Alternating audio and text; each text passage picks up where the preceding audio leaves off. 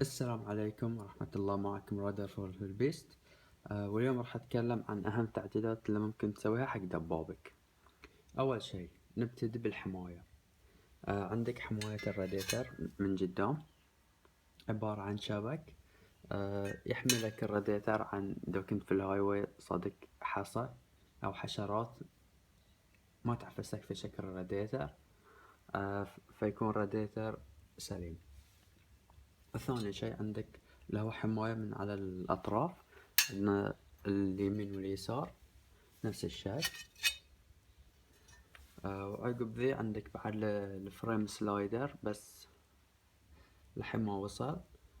وعقب عندك اللي هو الشورتي ليفرز اللي هو حق البريك والكلتش، وتقدر تعدله المسافة بعد.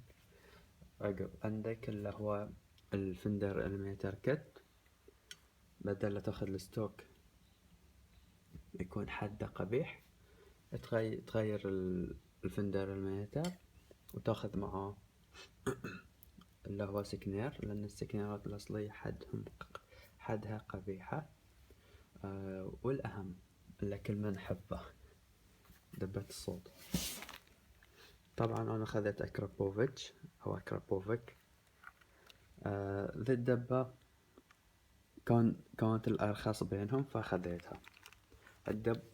كنت مركب اللي هو الام 4، وانا احب التو براذر صراحة، الصوت ماله حده عجيب، فعجبني سعر ذي، كان ارخص واحد بينهم كلهم فخذيته. الحين طبعا اهم التعديلات ذيلا، واذا ان شاء الله حصلت اي فكرة جديدة راح اعطيكم ابديت. مع السلامة.